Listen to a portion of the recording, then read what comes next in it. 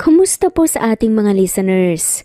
Sana po ay maganda ang pasok ng 2025 sa inyo.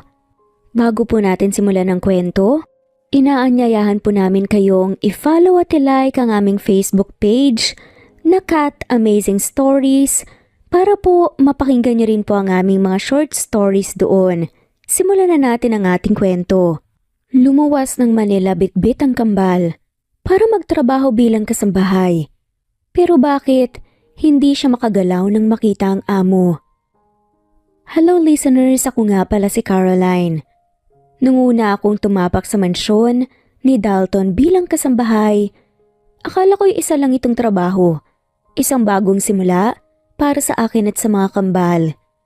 Pero nang makita ko siya, halos bumagsak ang mundo ko.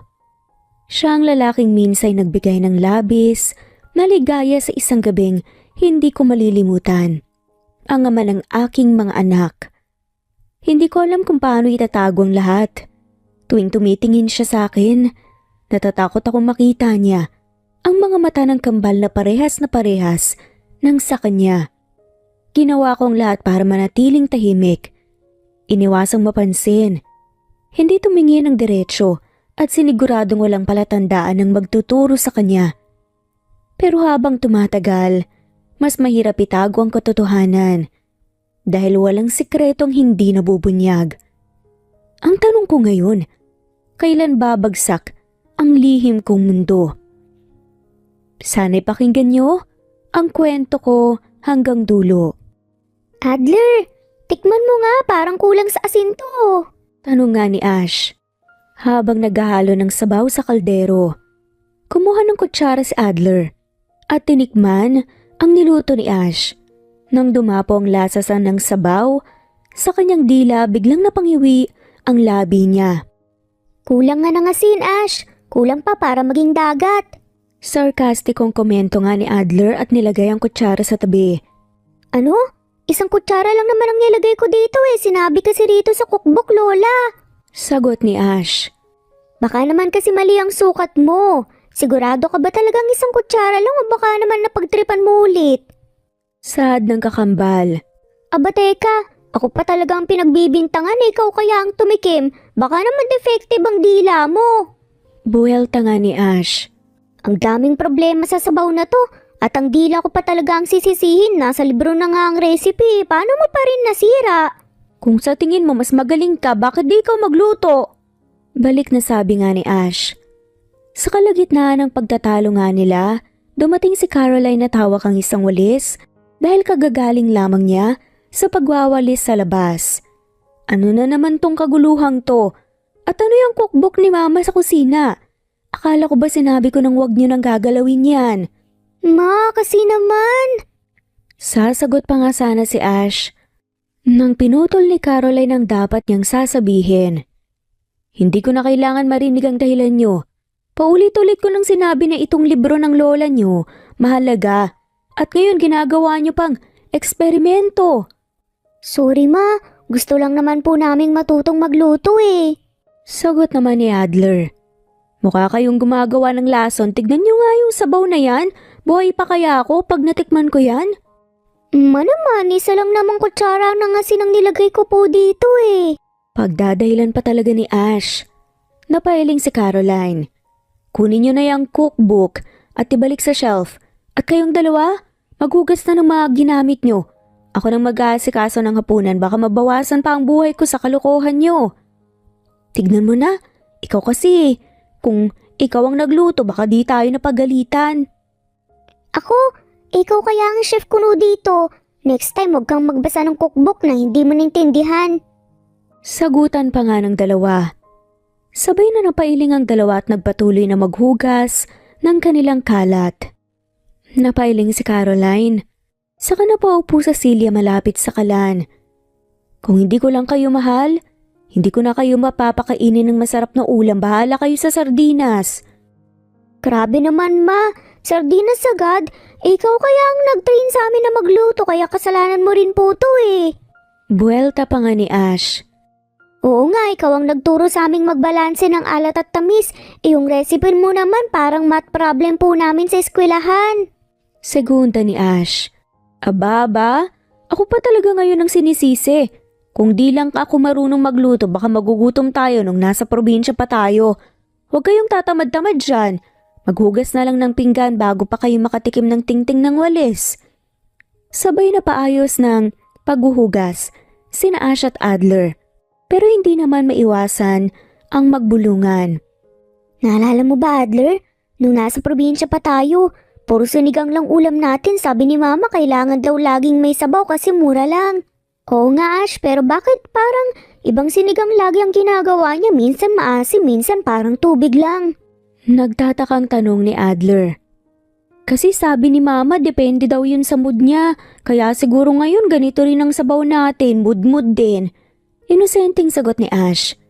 Teka, di ba tinikman mo kanina? Bakit hindi mo na lang sinabi kaagad? Hoy, kung gusto niyo talaga mag-aral magluto, susubukan niyo to ulit pero ako nang magbabantay, ayoko nang nasunog ang kusina natin. Sad ni Caroline. Hindi naman nasusunog ma kulang lang talaga ng konting, pagmamahal. Pagmamahal daw, isang kutsara ng asin ng kulang, hindi pagmamahal. Sagutan pa nga ng kambal. O siya, tama na ang debate niyo. Kung gusto niyong magbantay sa pagluluto, bibigyan ko kayo ng trabaho. Trabaho? Ano po yun, Ma? Tanong ni Ash.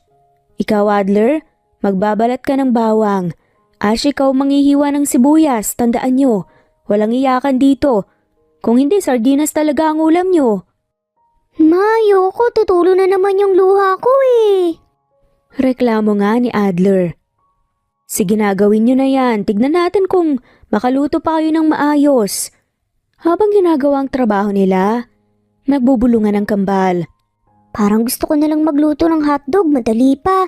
Pero baka sabihin ni Mama tamad tayo eh. Sad nila Ash at Adler. Tumayo si Caroline at kinuha ang Lola's cookbook na iniipit sa isang shelf. Tumingin siya sa mga anak at ngumiti. Alam niyo noong kaedad niyo ko, ito rin ang ginagamit ko para magluto. Pero hindi lang basta luto. Naging paraan ko din to para ipakita sa ibang tao na kahit simpleng babae lang ako sa probinsya, kaya kong magtagumpay. Talaga ma, paano po yun? Sabaw din po ba ang una mong niluto? O baka hotdog lang din po tulad po ng gusto ni Ash? Segunda ulit ng kambal. Napatawa ng bahagya si Caroline. Sinigang ang una kong niluto. Pero alam niyo ba, muntik nang hindi makain kasi nasobrahan ng asim. Ang dami kong nilagay na sampalok, parang suka na yung sabaw. Bakit po kayo nagpatuloy? Kung ako siguro titigil na. Ani pa ni Ash. Kasi anak, natutunan ko na hindi mahalaga kung magkamali ka. Ang mahalaga, natututo ka sa pagkakamali mo. Kaya kahit ilang beses akong pumalpak, tuloy lang ako. So ibig sabihin kahit lasang dagat yung sabaw natin kanina, okay lang? Sabi pa nga ni Adler. Oo naman, pero dapat sa susunod mas maayos na. Kaya nga kita tinuturuan, di ba? Ang hirap pala maging magaling magluto, Ma. Akala ko dati madali lang yan. Ani pa ni Adler. Lahat naman ng bagay, anak, mahirap sa simula. Pero kung pagsisikapan niyo balang araw matututo rin kayo.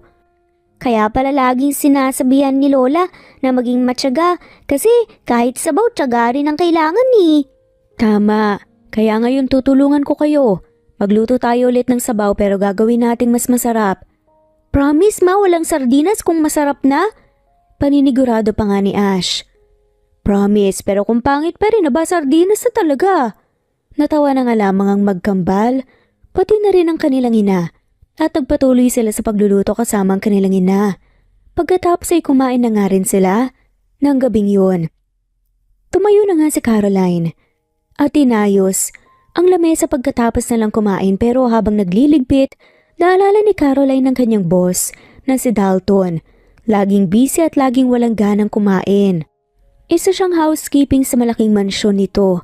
Pero pwede naman siyang umuwi pagkatapos niyang maglinis doon. Ma, hindi ka po ba pagod? Lagi ka na lang po kasing nasa trabaho pahinga ka po rin minsan. Sad naman ni Ash nang makita siyang nagliligpit ng mga plato. Napangiti si Caroline. Okay lang ako anak, basta kayo. Huwag kayong masyadong pasaway tapos na ba ang assignments niyo? Tumango-tango naman ang cute ng mga bata. Tinulungan ng kambal ang kanilang inang maglinis ng kusina bago sila pumasok sa kanilang kwarto. Inaantok na rin si Caroline kaya't wala pang ilang minuto, nakatulog na nga rin siya. Kinabukasan ng umaga sa bahay ng amo ni Caroline, naging abala siya sa mga gawain.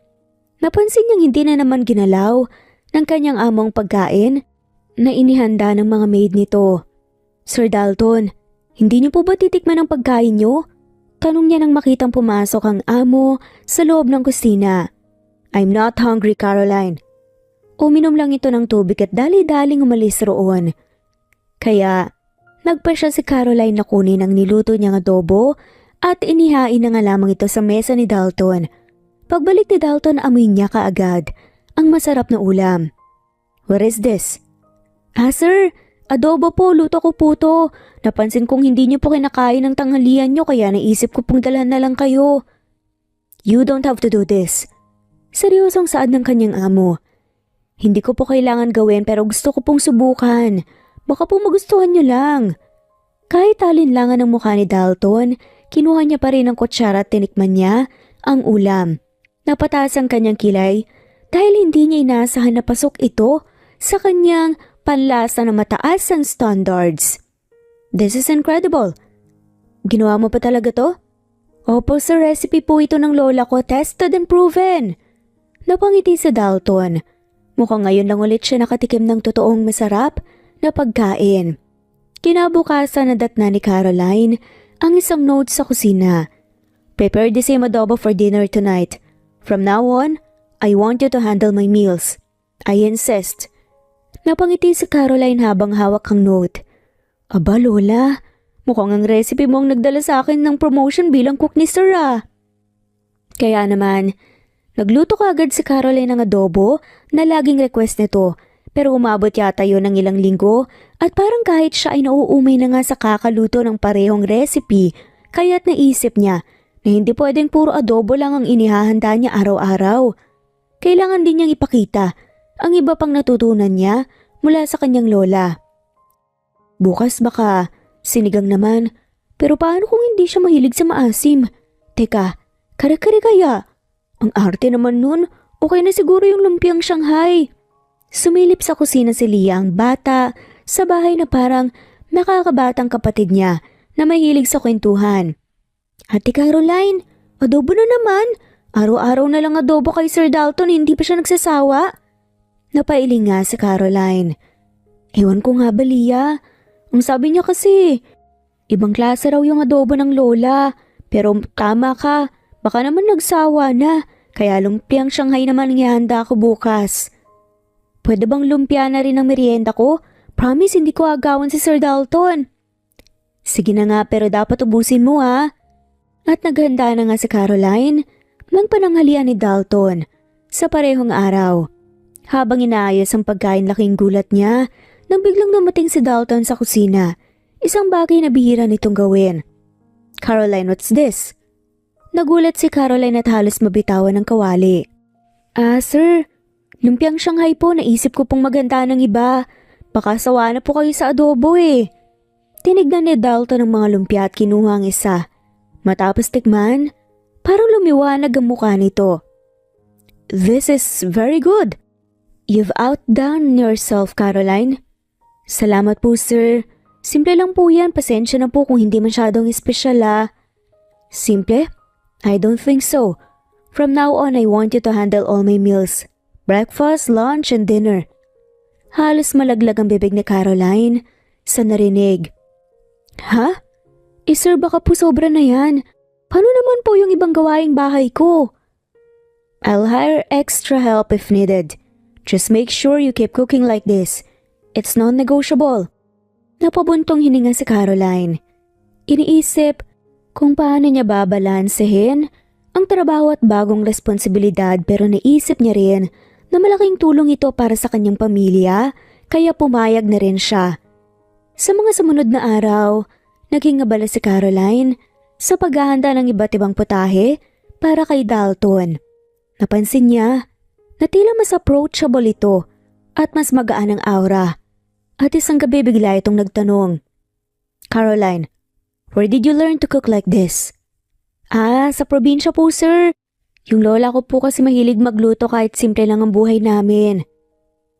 I see. It's impressive. It's rare to find someone who can cook with so much heart. Naku sir, baka nadadala lang po kayo ng gutom pero salamat po. Ngumiti na nga lamang si Dalton.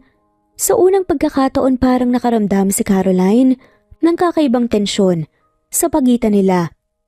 Hindi sa negatibong paraan, kundi parang mas malapit ito kaysa dati.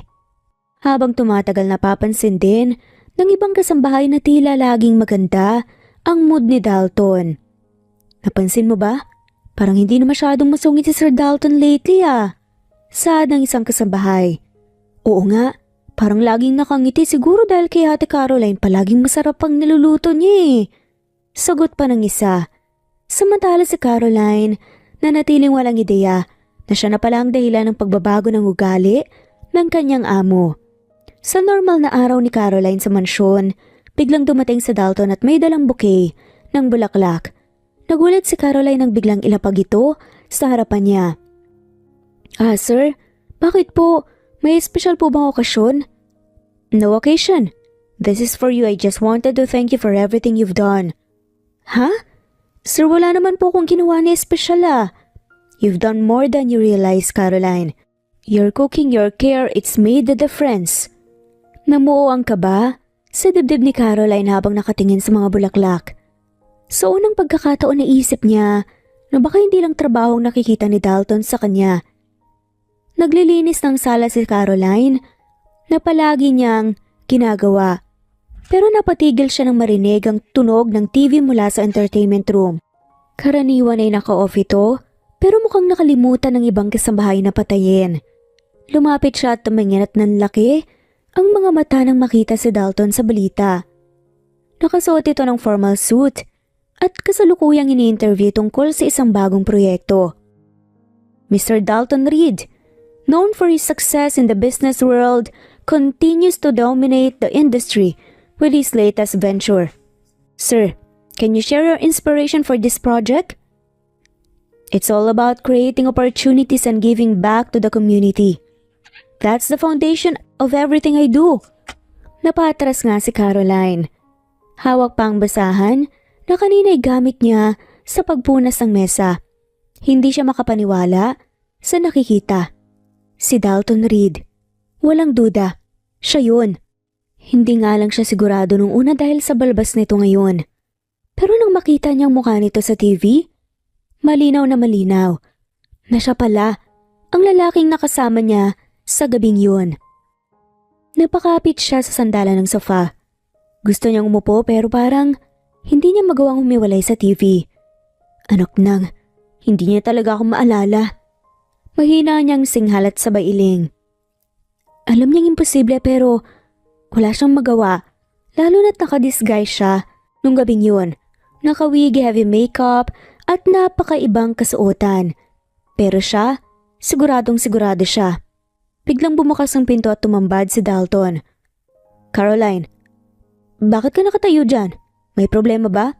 Natataranta si Caroline at mabilis na pinatay ang TV. Wala po sir, lilinis lang po ako. Nakita ni Dalton ang awkward na kilos ni Caroline. Pero hindi niya ito pinansin.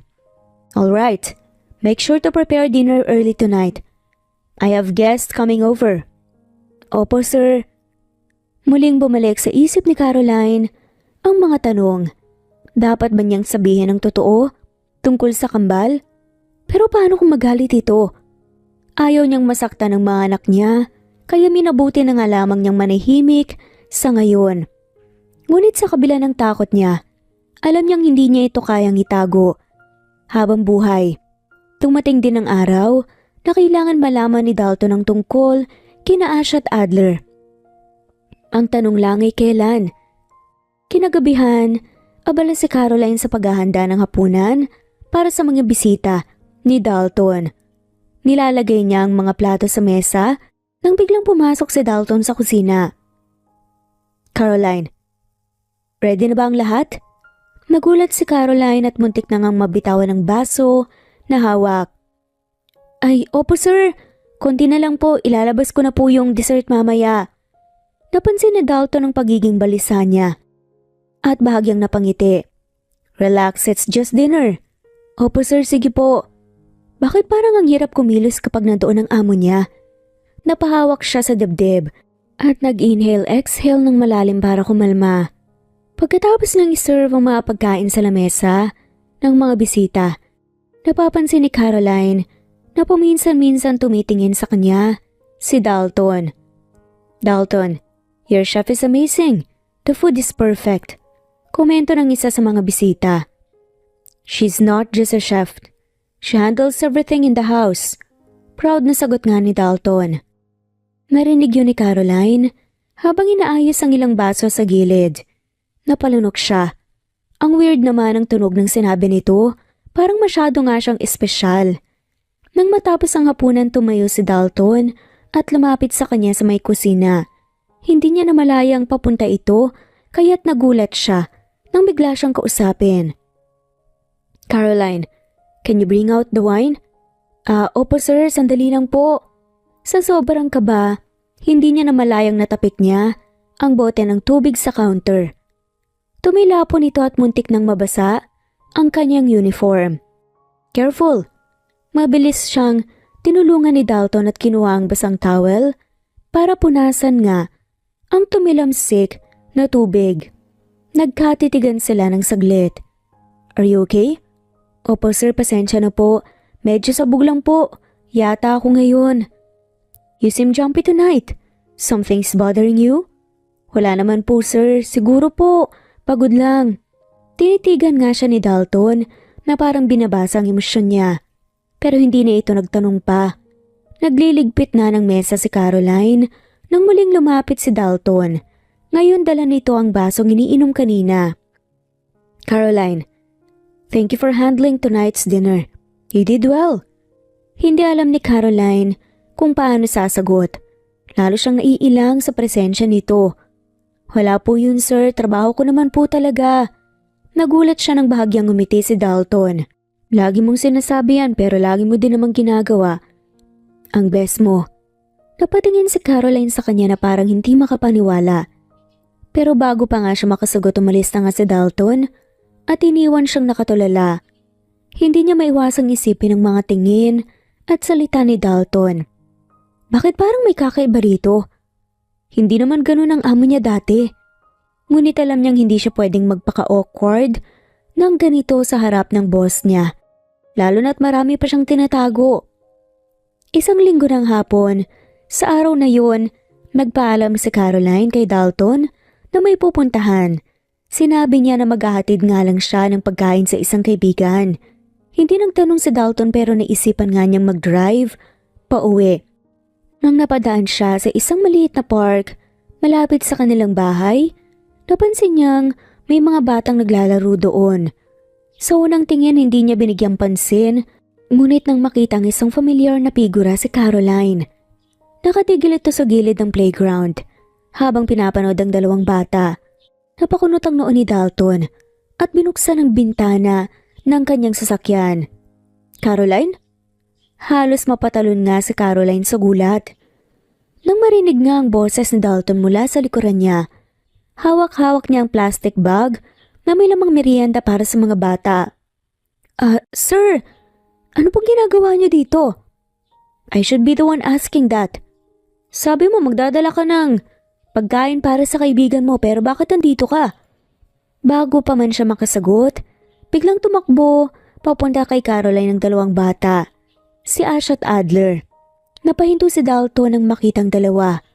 Pareho silang nakasuot ng simpleng damit pero agaw pansing detalye. Ang mga mata nila, kulay asul, na katulad niya. Mama, sino po siya? Hala ma, bakit kami pareho ng kulay ng mata? Akala ko rare itong mga mata po namin eh. Sahad ni Adler. Halos manlamig nga si Caroline sa narinig.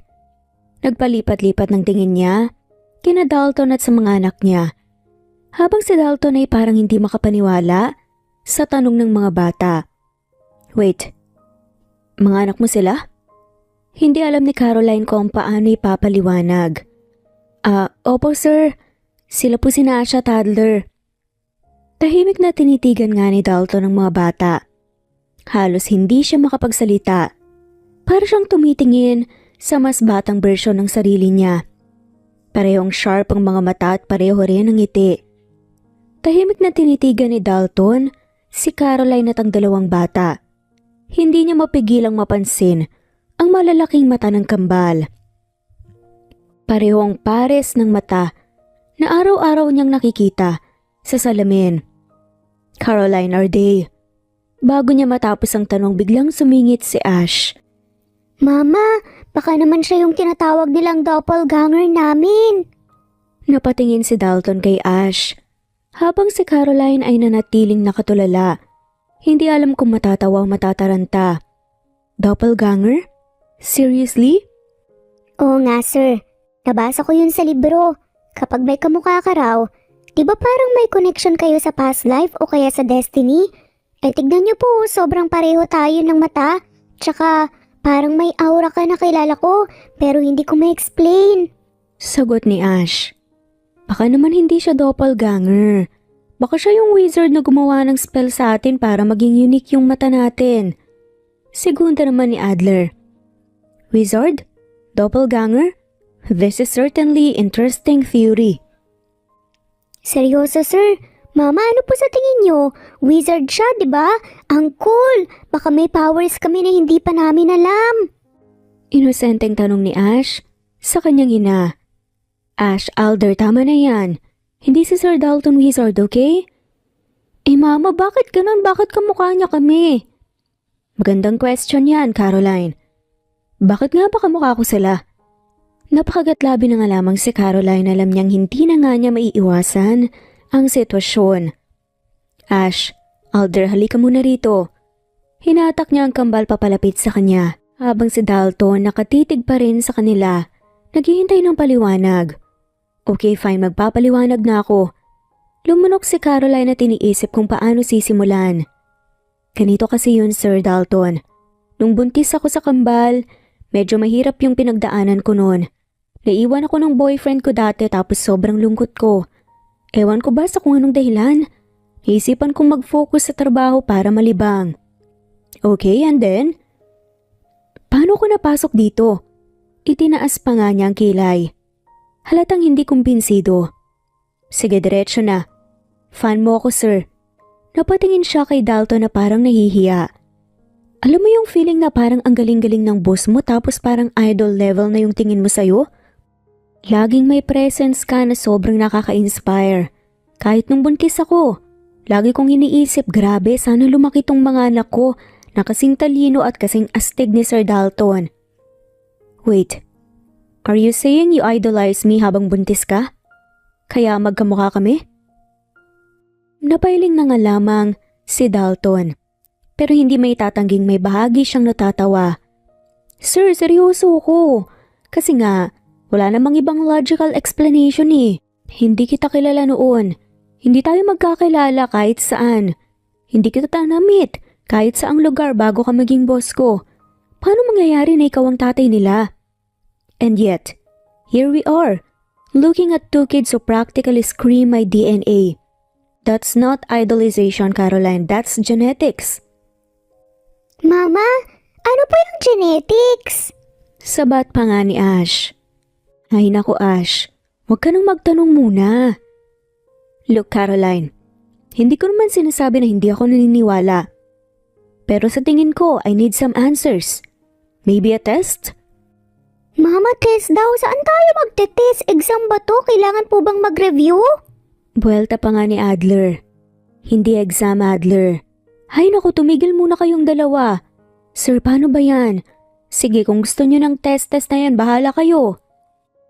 Trust me, Caroline. Sa tingin ko, kailangan natin pareho to. For everyone's peace of mind. And if they really are mine. Marami tayong pag-uusapan. Tinignan niya ang kambal na parehong masaya at clueless sa nangyayari dahil sa inosente pa nga ang mga to. Pero hindi yun nangyari. Dahil naging busy si Dalton. Na pinapasalamatan naman ni Caroline. Pero kailangan niya pa rin maghanda sa reaksyon nito kapag nagkataon.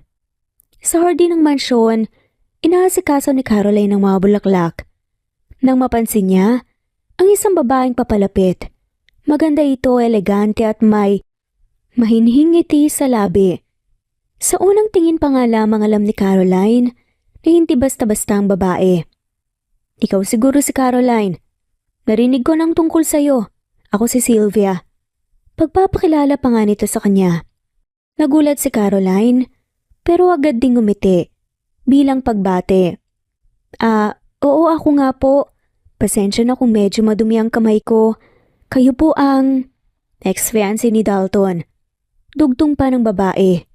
Napanganga si Caroline at hindi niya inaasahan ng diretsang pagpapakilala ni Sylvia. Kaya't mabilis niyang itinago ang basurahang hawak niya. Don't worry.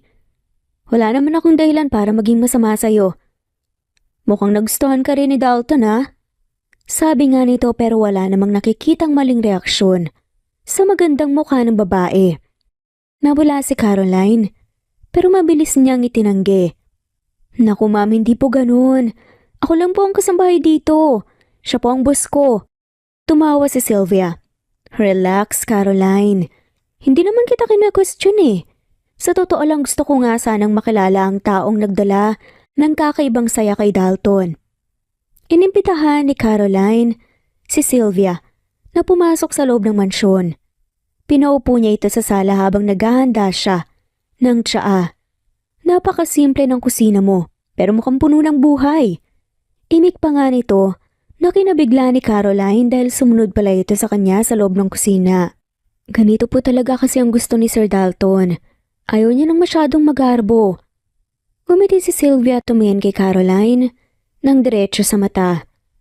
May gusto sana akong itanong sa'yo. Natigilan si Caroline pakiramdam niya ay may alam si Sylvia tungkol sa mga bata. Nakilala ko na ang kambal. Napaka-cute nila. Parang tumigil ang mundo ni Caroline. Nanginginig ang kamay niyang may hawak ng tasa. Salamat po. Mga anak sila ng kaibigan ko. Hindi kumibo si Sylvia pero halatang hindi ito kumbinsido.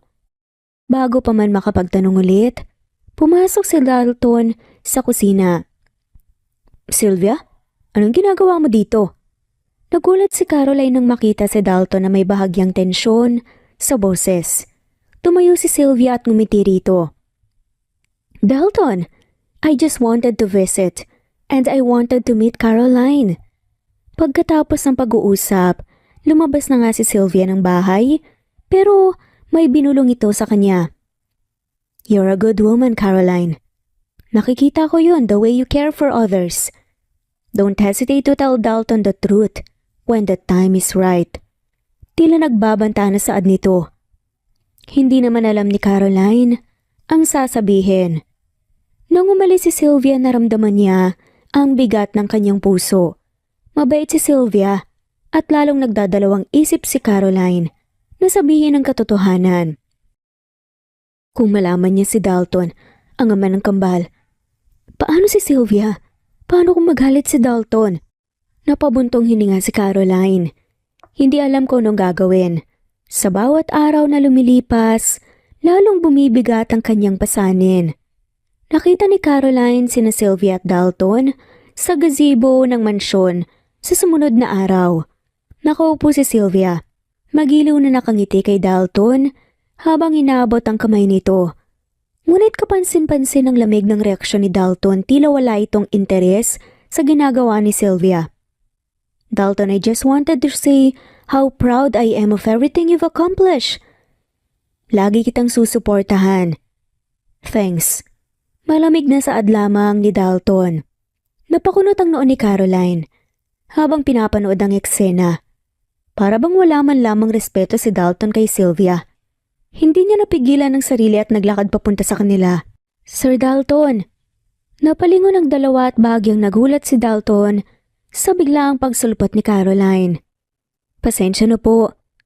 Pero hindi ko matiis, sir eh. Hindi tama yung trato niyo kay Ma'am Sylvia. At bakit naman concerned ka, Caroline? Tanong pa nga ni Dalton. Sir, kahit boss ko po kayo, hindi ibig sabihin wala na po kayong obligasyong maging magalang. Kung hindi niyo po gusto si Ma'am Sylvia, edi sabihin niyo na lang ng maayos. Pero wag naman po yung parang tatratuhin niyo siya ng ganun.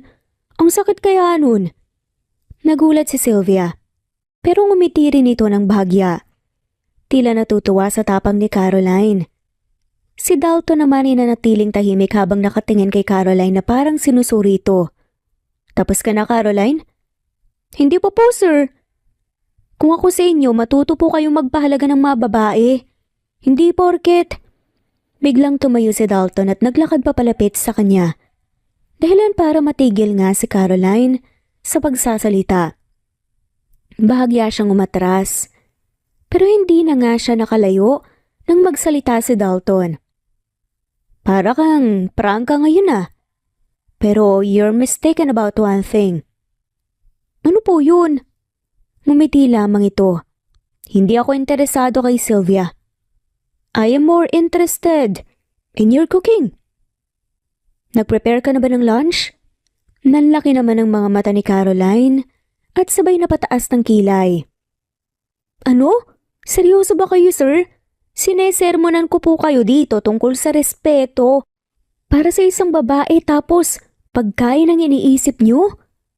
Hindi mapigilan ni Sylvia ang pagtawa sa reaksyon ni Caroline. Tumalikod si Dalton at lumakad pabalik sa mansyon. Iniwang nagngingit-ngit si Caroline. Lunch, Caroline. Huwag mo akong paghintayin. Nang nasa kusina na nga si Caroline, kanina pa nga siya padabog na nagluluto para nga sa boss niya. Anong klaseng tao yun? Ako na nga atong nagagalit pero pagkain pa rin ang nasa isip niya. Biglang pumasok si Sylvie sa kusina at ngumiti. Caroline, thank you for defending me earlier. You're very brave. Napakamot si Caroline sa ulo. Pasensya na po, Ma'am Sylvia. Hindi ko po sinasadya, pero hindi ko po kasi matiis eh. It's alright, honestly. I'm glad you said something. Dalton needs someone to put him in his place. Tumawa si Sylvia at tumingin kay Caroline na parang alam na ang hindi sinasabi nito. Alam kong nagkikare ka sa kanya. Dagdag na tanong pa ng babae.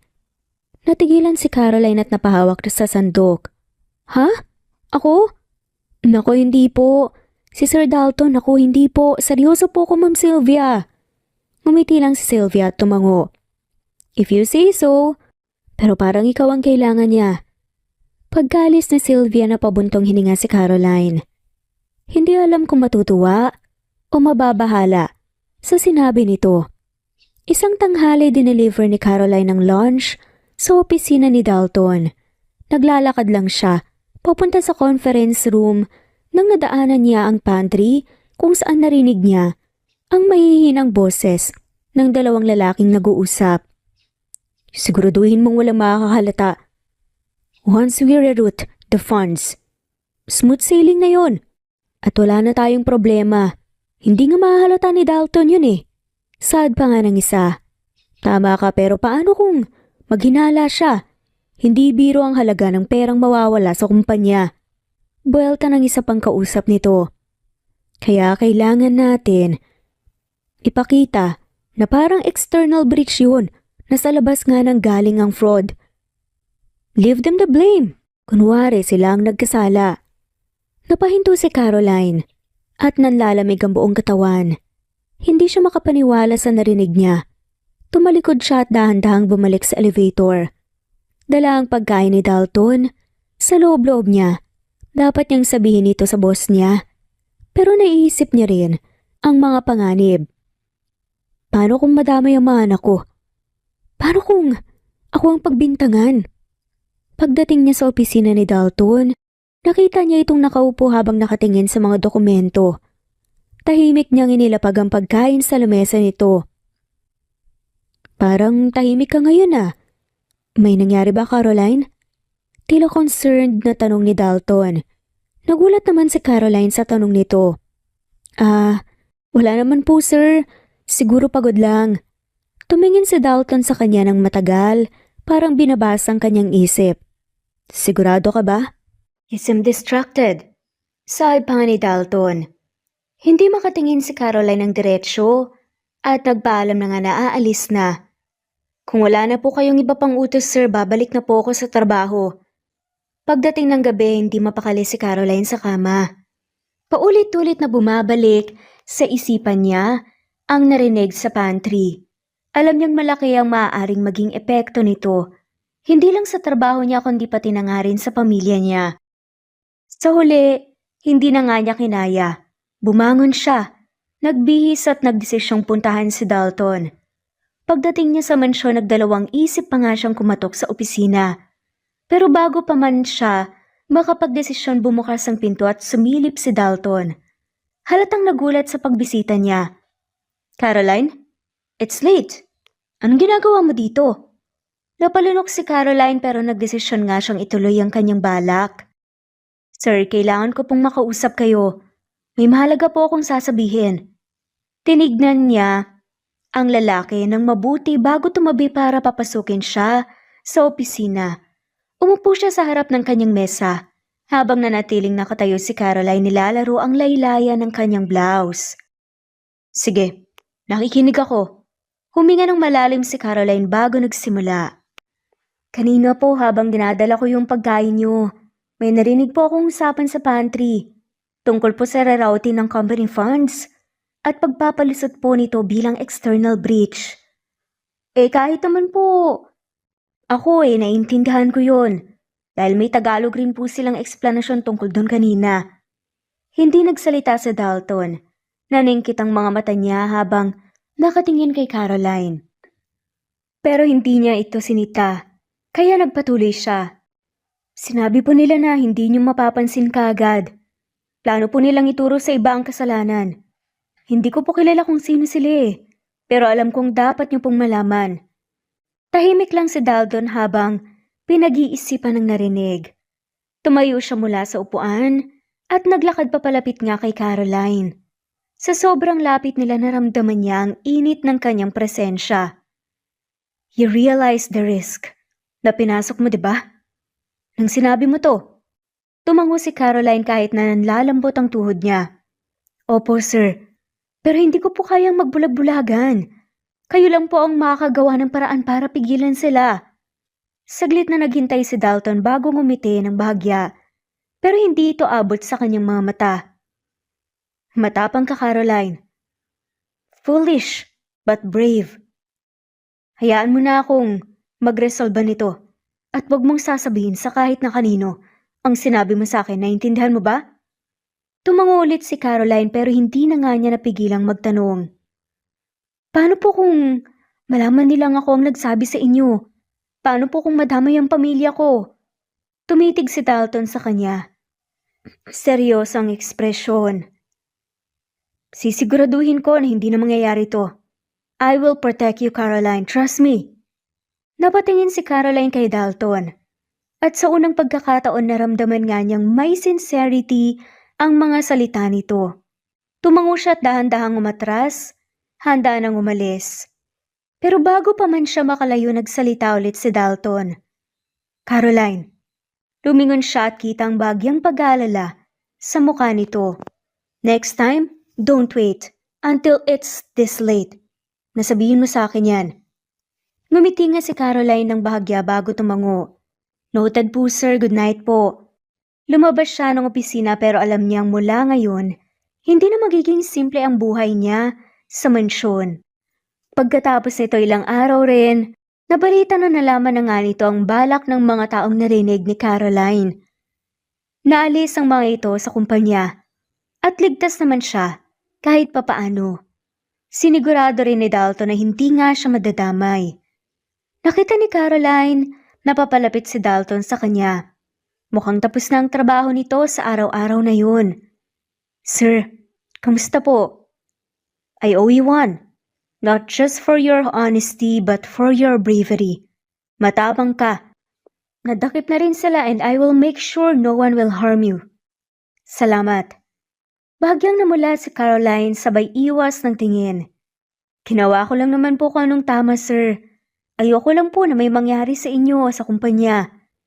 Hindi niya inaasahan ang sumunod na ginawa ni Dalton. Hinawakan nito ang kanyang kamay at marahang inangat.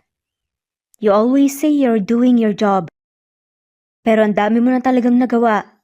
Natigilan si Caroline. Hindi siya sanay sa ganitong klaseng atensyon mula kay Dalton. Lalo na't Kilala niya itong mahigpit at madalas tahimik. Pakiramdam niya may kung anong bumibigat sa kanyang dibdib. Hindi ka ba, kundi isang bagay na hindi pa nga niya may paliwanag. Ganun po talaga, sanay lang po talaga ako sa ganun. Ngunit hindi binitawan ni Dalton ang kanyang kamay. Sa halip ngumiti ito sa kanya.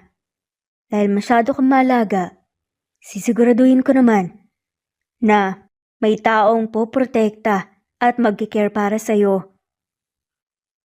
Deserve mo yon. Napangiti na nga lamang ang babae at parang tumalo ng puso niya. Pagkalipas ng ilang araw, simula nung araw na yun, naging mas bukas na nga si Dalton kay Caroline. Mas madalas na nga nitong tanungin ang kalagayan niya. At kahit tabala sa trabaho, pinipilit nga nitong maglaan ng oras para makausap siya. Matapos ang mahabang araw sa opisina, abala si Caroline sa pag-aayos ng mga gamit sa kusina ng mansyon nang biglang dumating si Dalton. Caroline, I need your opinion on something. Sir, opinion ko po? Yes. Naisip ko of treating the staff to dinner next week. I want it to be special, but I also want you to be there. Ako po? Pero hindi naman po ako kasama ng mga empleyado niyo sa opisina eh. That's exactly ang gusto ko. You're more than just a part of the household. Importante ka sa akin. And I think everyone should know that. Napalunok na nga lamang si Caroline. Parang hindi na nga lamang basta hiling bilang boss ang sinasabi ni Dalton. Parang iba pa nga ang tono nito. Mas malalim. Dumating ang gabi ng dinner bagamat simpleng kasuotan lamang ang suot ni Caroline, napansin niyang tila laging nakatuon ang atensyon ni Dalton sa kanya. Sa bawat pagkakataong nagtatama ang kanilang mga mata, parang may mahiwagang tensyon sa pagitan nila. Habang naguhugas siya ng kamay, sa may garden area bigla nga siyang sinundan ni Dalton. Iniiwasan mo ba ako? Umiling si Caroline. Hindi po sir ah. Ano naman pong dahilan para iwasan ko kayo? Hindi ko alam. Maybe because you feel the same way I do. Ano pong ibig niyong sabihin sir? Saad ni Caroline. Dahan-dahang lumapit si Dalton. Ang ekspresyon nito puno ng tiwala at paninindigan. Caroline, hindi ko alam kung kailan nagumpisa, but I've grown to care for you. Hindi lang dahil sa pagluluto mo o hindi dahil sa paghahalaga mo sa akin bilang ikaw. It's because who you are. At napapagod na akong mag-pretend na hindi ko talaga nararamdaman to. Nanlaki ang mga mata ni Caroline. Gusto niyang magsalita ngunit tila natunaw ang kanyang boses. Napalunok siya at ang puso'y mabilis na tumibok. Sir, hindi po ito tama. Bakit hindi? Hindi naman komplikado ang lahat ah. And I think you deserve to know. Bagamat nag-aalangan nga si Caroline, hindi niya may tatangging may bahagya sa kanyang puso na unti-unting bumibigay sa mga salita ni Dalton. Habang nakatingin sa kanyang lalaki, naisip niyang ito na marahil ang simula ng mas komplikado ngunit mas makulay na kabanata ng kanilang buhay. Kinabukasan, nasa kusina nga ulit si Caroline. Tahimik naman na pumasok si Dalton sa likod niya. Nagulat si Caroline nang bigla nga itong magsalita. Habang nagluluto, hindi sinasadyang natapik ni Caroline ang isang mangkok ng harina sa lamesa at tumalsik nga sa mukha ni Dalton na agad namang nanlaki ang mga mata. Sinasabotage mo ba ako? Sir, hindi ko po sinasadya ah. Ngunit imbes na magalit, ngumiti si Dalton at kumuha ng harina mula sa mesa. Bababa ako. Sumama ka sa akin. Hinagis niya ang kaunting harina kay Caroline na agad namang napasigaw. Sir, wag po! Ngunit huli na dahil nagmistulang snowstorm sa kusina habang naghaharutan sila habang tumatawa. Tumatawa si Dalton ng todo habang si Caroline abot langit ang ngiti. Kahit mukhang multo na nga sila pareho sa dami ng harina. Matapos ang gulo na upo nga sila sa sahig ng kusina. Parehong hinihingal sa kakatawa. Hindi ko alam kung paano ko lilinisin to. Pasensya na po. Saad ni Caroline. Mag-hire na lang ako. Napatawa si Caroline. Dapat hindi na lang kasi natin ginawa to eh. Yan tuloy, magugutom pa kayo. Sa parehong araw habang naglalakad si Caroline sa garden ng mansyon, napansin niya si Dalton na tila abala sa kung anong ginagawa. Napakunot ang noon niya nang makita ito. Nakayuko at may hawak na watering can. Nilapitan niya ito at agad niyang napansin ang kalunos-lunos na estado ng mga halaman. Lahat ay nalantana. Sir, anong nangyari dito? Parang dinaanan ng bagyo ah. Sinubukan kong diligan sila pero baka nasobrahan ko. Tinignan ni Caroline ang basang lupa na halos sinaabot na nga ang mga ugat ng halaman. Napailing na nga lamang si Caroline na tumikhim. Sa negosyo siguro kayo magaling pero sa gardening, pass na lang po. Dapat naghanap na lang po kayo ng professional gardener bago mamatay pati damo nito. Nagkibit balikat na nga lamang si Dalton. Pero hindi na nga sumagot pa. Napakamot na nga lamang siya sa batok habang si Caroline ay sinulya pa ng ibang tanim. Umaasang may maililigtas pa. Makalipas ang ilang araw nang nasa opisina sila, sabay na naman silang naipit sa isang awkward na sitwasyon. Elevator talaga? Bakit sa dinami-rami ng lugar dito pa tayo nag-stock? Umupo na nga lamang siya sa sulok. Halatang iritado. Samantalang si Dalton, parang nag-e-enjoy pa nga sa nangyari at nakangiti lang ito habang nakatayo sa gilid. Caroline, kung dito na nga ako mawawala, at least kasama kita. Napatingin si Caroline sa kanya at nakikita ang inis sa mukha. Huwag niyo naman gawing pelikula to, sir. Napakaliit ng space tapos ganyan pa talaga ang sinasabi niyo. Baka magpanik ako. Natawa si Dalton sa reaksyon niya. Seryoso ka? Ikaw pa? Hindi ka naman natatakot kahit sa akin ah. Dito pa kaya? Napaismid na nga lamang si Caroline pero hindi napigilang mapangiti. Magkaiba yun, sir. Kayo, kaya kong i-handle tong elevator, wag na no. Ayokong ma-stuck dito ng matagal. Nakakasuffocate kaya. Tumawa na nga lamang si Dalton at sa unang pagkakataon naramdaman ni Caroline na kaya rin pala nitong maging natural. Relax, Caroline. Magtiwala ka, darating din ang tulong. At habang hinihintay natin, isipin mo na lang kung paano ililigtas ang mga halaman mo at halaman ko sa garden. Nagulat nga siya sa sinabi ni Dalton pero natawa na nga lamang rin siya sa huli. Sir, kung ako ang tatanungin, ilibing na lang natin sila ng maayos. Mukhang hopeless case na yun eh. Napuno ng tawang maliit na espasyo ng elevator. Sa sandaling yun, kahit saglit nakalimutan nilang naiipit sila sa loob. Habang tumatagal lalong nagiging malapit, sina Dalton at Caroline. Sa kabila ng kanilang magkaibang estado sa buhay, unti-unting nahanap nila ang kaligayahan sa maliliit na bagay. Sa bawat harutan, tampuhan, at mga tawang nagiging dahilan ng kanilang koneksyon. Ngunit sa likod ng lahat ng to, may lihim na bumabagabag kay Caroline, isang lihim na tila unti-unti nang natutuklasan ni Dalton. Naisipan na mag-bake ni Caroline isang gabi sa kusina. Bigla na nga lamang dumating si Dalton, nakaupo ito sa isang sulok at tahimik na pinagmamasdan siya. Napansin niyang seryosong mukha nito. Malayo sa karaniwang pagbiro na ekspresyon. Caroline, sasabihin mo ba sa akin ng totoo tungkol sa kambal? Halos mabitawan ni Caroline ang tray ng cookies na hawak niya. Nagulat nga siya sa biglaang tanong. Ano pang ibig niyong sabihin, sir? Tumayo si Dalton at lumapit sa kanya. At seryoso nga ang mga mata nito samantalang hindi alam ni Caroline kung ano ang kanyang mararamdaman. You know exactly what I mean. They look like me. Act like me. Pati na rin yung mga ekspresyon nila at pagngisi nila. Akong ako. So, ano sa tingin mo ang mararamdaman ko? Gusto kong marinig ito mula sa'yo, kaya hindi ko sila pina-DNA. I want to trust you, Caroline.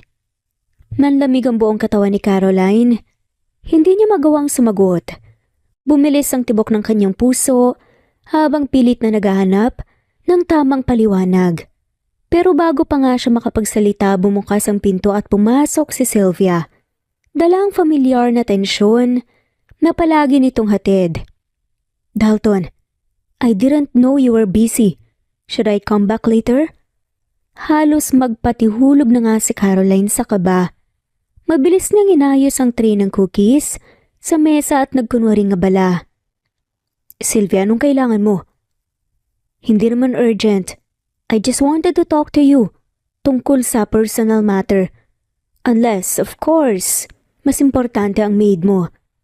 Napahagat labi na nga lamang si Caroline pero pinili nga niyang manahimik. Alam niyang may sundot ang sinabi ni Sylvia pero hindi niya ito pinatulan. Fine, let's talk in private.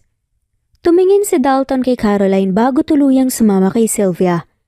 Palabas ng kusina. Maya-maya pa ay napansin ni Caroline si Sylvia na nagmamadaling lumabas ng opisina ni Dalton. Halatang umiiyak ito at nagmamadaling pumasok sa kotse. Ano kayang nangyari?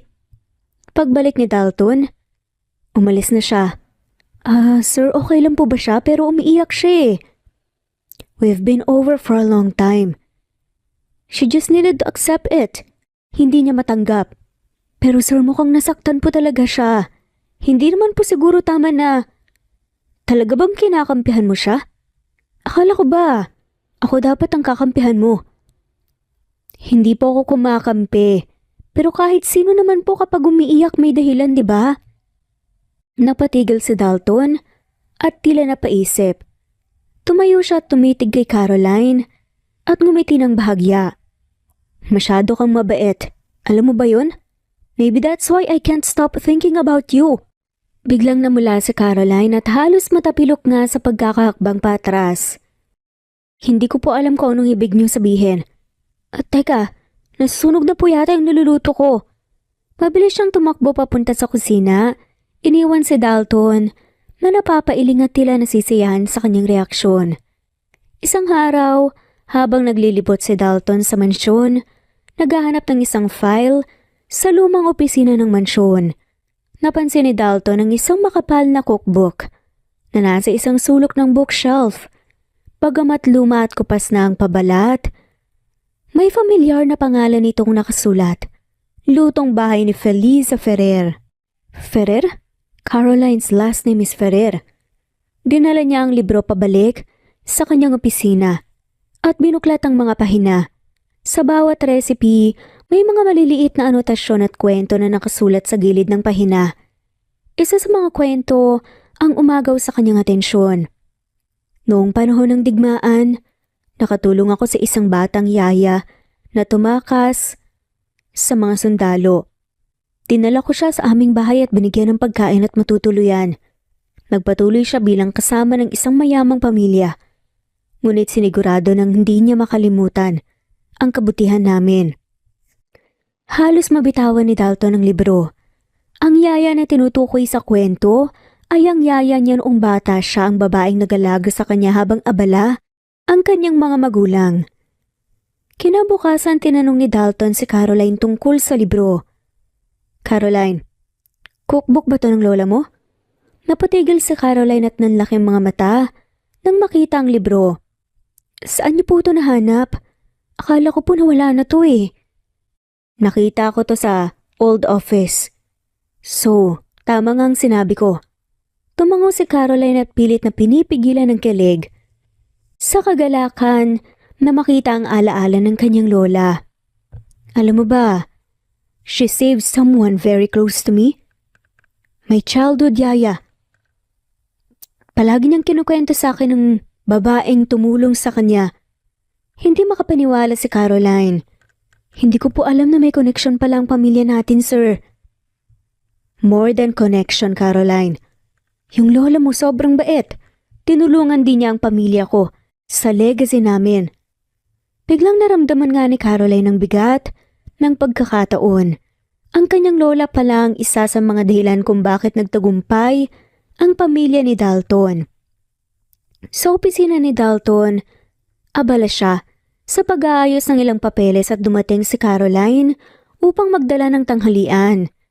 Sa hindi sinasadyang pagkakataon, narinig niya ang usapan ni Dalton at ng kanyang assistant tungkol sa DNA test na ipinadala ni Sylvia bilang sorpresa para sa kambal. Nalingid sa kalaman ni Caroline, nakuha pala mula sa naiwang gamit ng mga bata. Sir, dumating na po ang resulta ng DNA test. As expected, You're a match with the twins. Natigilan si Dalton at sa unang pagkakataon hindi niya alam kung ano ang kanyang haharapin at paano. Nakatingin lang siya dito at hindi kumikibo. Ako nga man ang kambal? Tama ba? Nabitawan ni Caroline ang hawak na sandok. Tumigil ang mundo niya sa tanong na yon. Paano niyo po nalaman, sir? Importante pa ba yun? What matters is that you lied to me. Nagsinungaling ka sa akin at tinago mo ang mga anak natin. Alam mo ba kung gaano ako nasasaktan ngayon? To know I've missed years of my children's lives because you didn't trust me.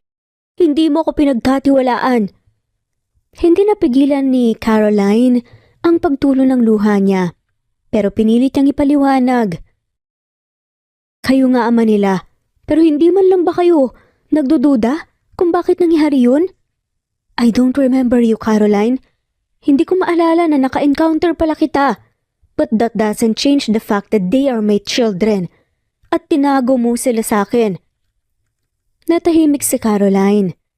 At pinunasan ng luhang tumulo sa kanyang mga mata. Natatakot siya sa posibilidad na kunin ni Dalton ang kanyang mga anak. Parang hindi niya kaya yun. Ngunit mas nagulat siya nung lumapit si Dalton sa kanya. Ito na mismo ang pumuna sa mga luha sa kanyang mga mata. Nanlambot naman ang mga mata nito na nakatingin sa kanya na parang siya lang ang babaeng nasa paningin nito. Kukunin niyo po ba sa akin ang mga bata? Kinakabahan at naluluhang tanong nga ni Caroline. Napahinto si Dalton sa pagpupunas nga ng kanyang mga luha at tinignan siya ng maigi sa mga mata bago sumagot. Bakit ko naman gagawin yun? Ayoko mawala ang ina ng mga anak ko. Parang nanlambot naman ang mga tuhod ni Caroline pagkatapos marinig yun. Napahawak na nga lamang siya sa braso ng lalaki na agad naman niyang inalalayan. I'm sorry. Natakot lang ako. Hindi ako karapat-dapat na maging parte ng mundo mo. Pero huwag kang mag-alala. Hahayaan kong mapalapit ka sa mga anak mo. Bakit kailangan mo pang gawin yan? Wala naman akong pakialam kung anong nangyari noon sa ating dalawa. The important thing is, you're now my children's mother and you are the woman that is special to me. You're more than a mother, Caroline. Naiintindihan mo ba ako? Sad nga ng lalaki. Sir, hindi ko alam ang sasabihin ko. Pero hindi madali para sa akin ang lahat ng to. Natatakot ako lalo na sa kung anong iisipin ng mga tao kapag nalaman nilang ikaw ang ama ng kambal. Caroline, kalimutan mo na kung anong iisipin ng ibang tao. Wala silang karapatan na husgahan ka. Hindi kita pipilitin. Pero gusto kong malaman mo na hindi lang ito tungkol sa pagiging ama ko sa kambal. Gusto kong maging bahagi ng buhay mo. Hindi bilang boss mo, kundi bilang taong nagmamahal sa'yo. Hindi alam ni Caroline kung paano sasagutin si Dalton.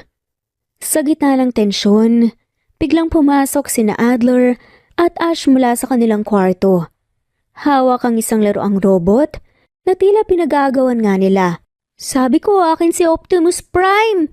Galit na sigaw ni Ash. No, ako dapat kasi ako ang mas matanda eh. Napatingin si Dalton sa mga bata at ngumiti ng pagkalawak-lawak. Lumuhod siya sa harapan ng kambal at tinapik ang balikat ng bawat isa. Hey, calm down. Alam niyo bang ang mga tunay na bayani, hindi nagsisiraan? Dapat nagtutulungan kayo. Kasi siya, Daddy, hindi naman siya nakikinig eh. Sagot nga ni Ash. Natahimik si Dalton sa sinabi ng bata. Napatingin nga siya kay Caroline pero ngumiti siya sa halip na magulat. Teka lang Ash, tinawag mo kong daddy? Di ba ikaw nga po yung daddy namin? Kamukha ka nga po namin eh. Sagot naman ito. Napanganga si Caroline habang si Dalton naman ay napahagalpak sa tawa. Tumayo siya tumingin kay Caroline. Mukhang napagdesisyonan na nga nila Caroline, wala ka ng takas pa. Biglang sumingit si Ash at hawak pa rin ang laruan. Mommy, si Daddy na lang ang kumuha po ng toy shop para walang away. Napatawa nga si Dalton at yumakap sa kambal. Napangiti si Caroline at tila nawawala ang lahat ng alinlangan. Sa simpleng eksenang yun, naramdaman niya ang kabuuan ng pamilya na matagal na nga niyang hinahanap. Makalipas ang ilang araw matapos ang emosyonal nilang pag-uusap, unti-unting nag-adjust si Caroline sa ideya na bahagi na nga si Dalton ng kanilang buhay. Lagi na itong dumadalaw sa bahay. Kadalasan, may dalang pagkain o laruan para sa kambal. Pero hindi niya inaasahan na pati nga si Dalton nagiging bahagi na rin ng simpleng pang-araw-araw na gawain. Dalton, hindi mo kailangan magdala ng takeout araw-araw. May pagkain naman kami dito. Ngumisi lamang si Dalton at inilapag ang dalang pizza. E paano kung gusto ko lang makita kung paano ka magalit? Ang cute kaya? Hindi ako cute pag galit, no? It's true. Maganda ka. Pagbibiro pa nga ni Dalton, natigilan si Caroline at namula. Pero tumalikod siya agad para maghugas ng plato. Narinig niya ang mahina nitong tawa sa likuran na mas lalo lang niyang kinainis pero kinikilig na rin siya kahit ayaw niyang aminin. Dumating ang kaarawan ng kambal. Balak nga ni Caroline na gawing simple lang ang selebrasyon. Pero syempre hindi pumayag si Dalton, umarkila nga ito ng party planner, nagdala ng clown at may surprise appearance pa talaga ng paborito ng kambal. Mascot ng superhero. Dalton, hindi ba sobra naman hata to? Hindi naman tayo nagpapaligsahan sa fiesta eh. Reklamo na nga lamang ni Caroline. Ito ang unang birthday nilang kasama ako. Gusto ko lang iparamdam sa kanila na kaya kong ibigay ang lahat para sa kanila. Napayo ko si Caroline.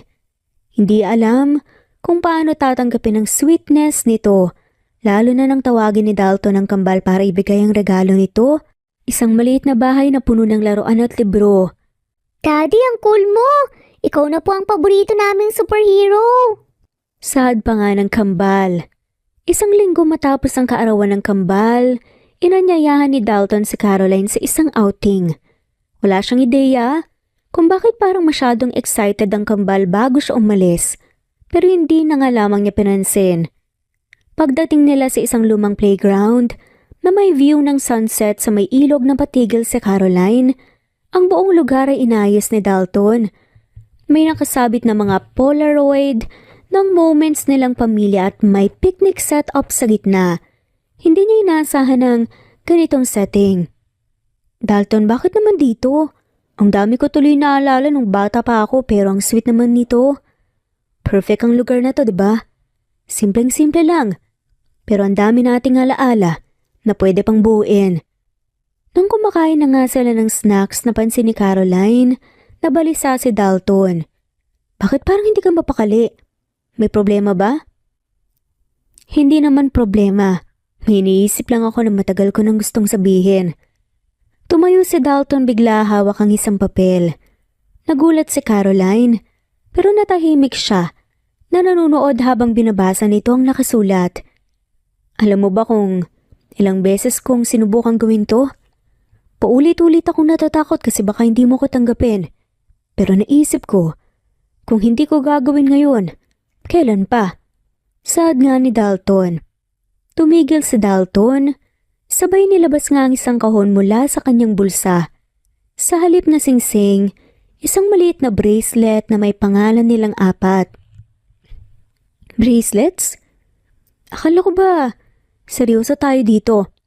Caroline, hindi lang singsing ang simbolo ng commitment. Gusto ko lang ipakita ng pamilya natin buo mula sa'yo. Sa kambal, hanggang sa akin.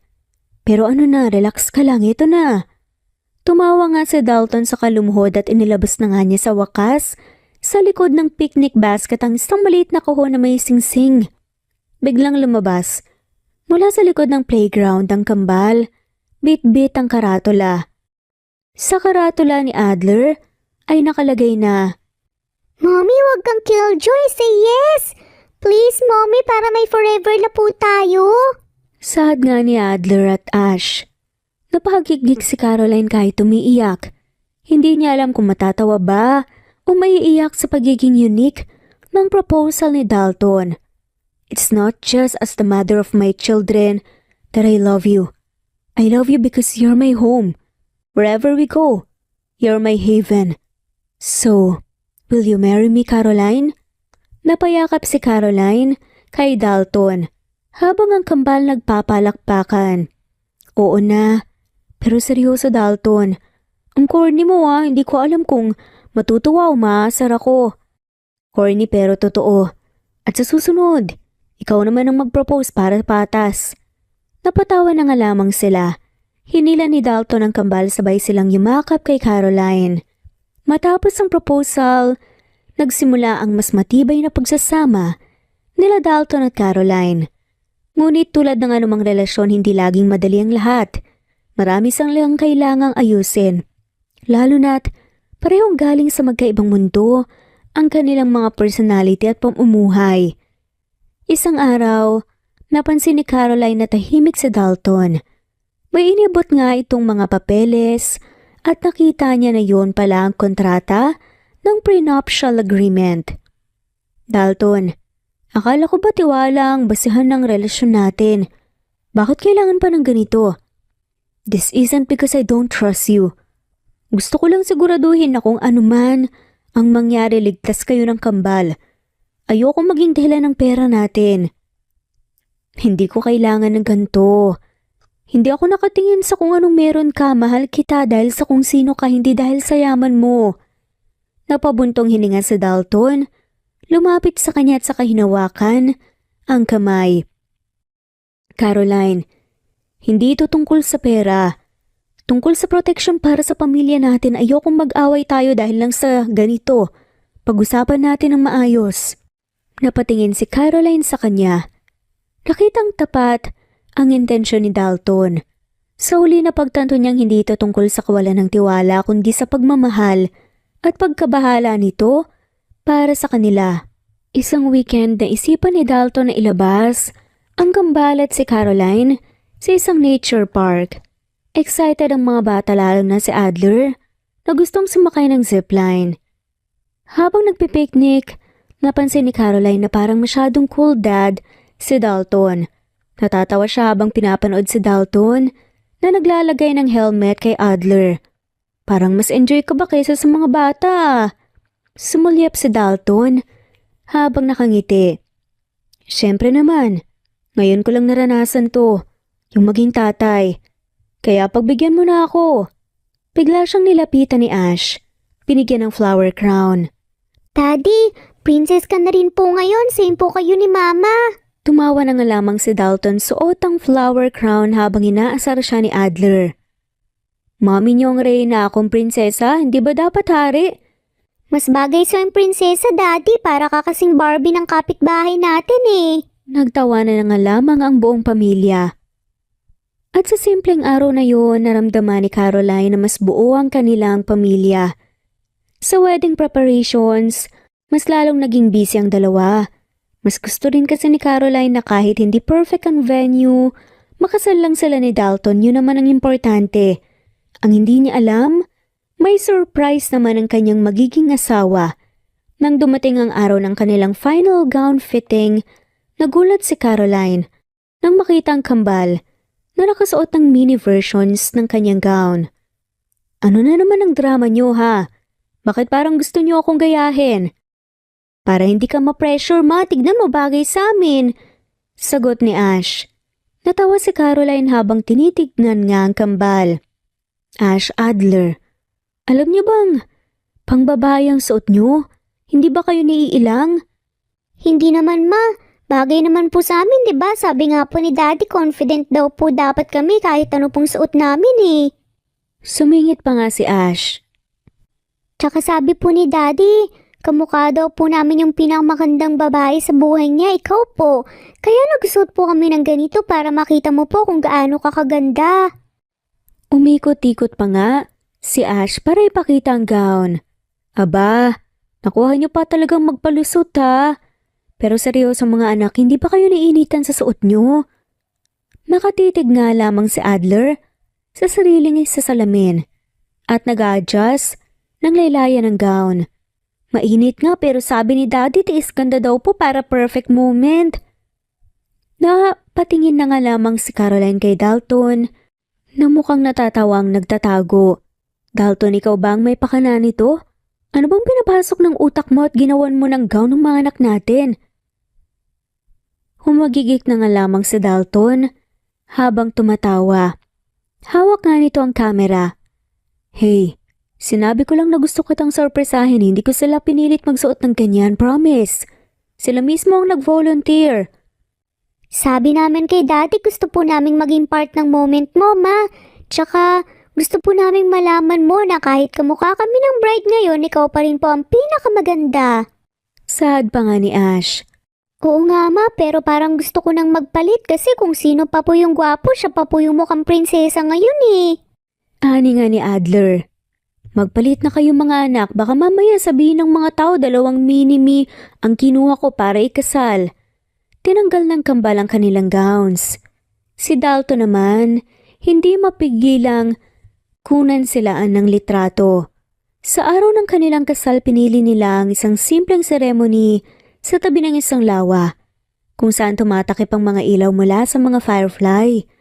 Suot ni Caroline ang gown na inaayos ng kambal at sa unang pagkakataon hindi siya makaramdam ng kaba, kundi kasiyahan.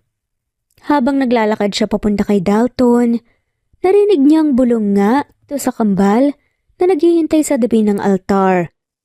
Tignan niyo mga boss, ang pinakamagandang babae sa buong mundo. Papunta na sa akin. Nang makalapit si Caroline, hinawakan ni Dalton ang kamay niya. You're my forever, Caroline. Salamat sa pagbibigay ng kulay sa buhay ko. This isn't just our beginning. It's the continuation of a story I never thought I'd have. Dalton, sa lahat ng pinagdaanan natin, ikaw lang ang palaging sigurado. Salamat sa pagmamahal na walang kondisyon. Caroline, from now on, I won't just love you. I will protect you, every day in every way. Ang gabi ay nagtapos sa masayang salo-salo.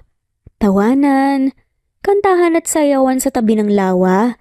Sa bawat sandali ramdam na ramdam ang pagmamahalan ng bagong kasal. At dito na nga po nagtatapos ang kwentong pagmamahalan ni na Caroline at Dalton. Maraming salamat po sa lahat ng mawalang sawang sumusubaybay at shoutout po sa mga sumusunod.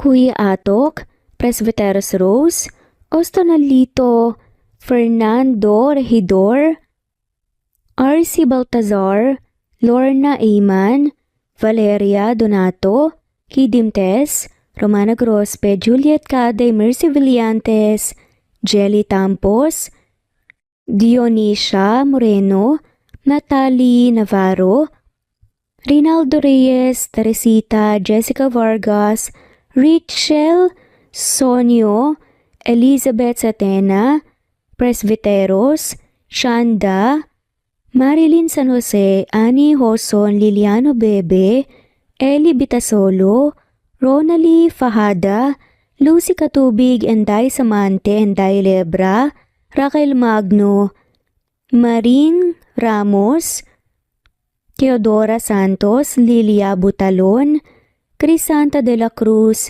Marica Valtecantos, Elvi Candontol, Kidim Tess, Senen, Nor Zame, Dens, Teodora Villar, Marilu Gulmatico, Merlilin, Linli, Maricel Garcera, Nesbet Hanaban, Evangeline Zamora, John Mar Filosofo, Imelda Forteza Linli of Macau, Nedy Seno, Marisa de los Reyes Arroyo, Amelia Alarcon, Liza, Richie Solonio, Maria Merly Brogada, Lolita Salibio, Amy, Luz Viminda Malyare, Betty Losnong, Merlina Aparta, Raymond John, Yolanda de la Cruz, Pasita Eliazar, Carmencita Falcon,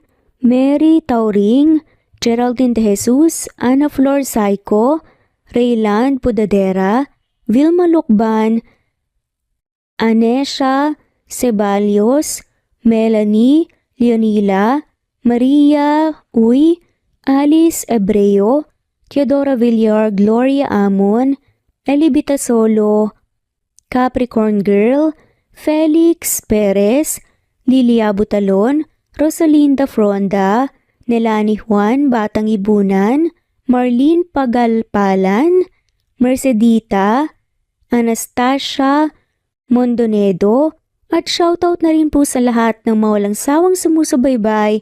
Maraming salamat po muli. Ito ang Cat Amazing Stories. I-comment lamang po kung gusto nyong magpa-shoutout. Thanks for listening!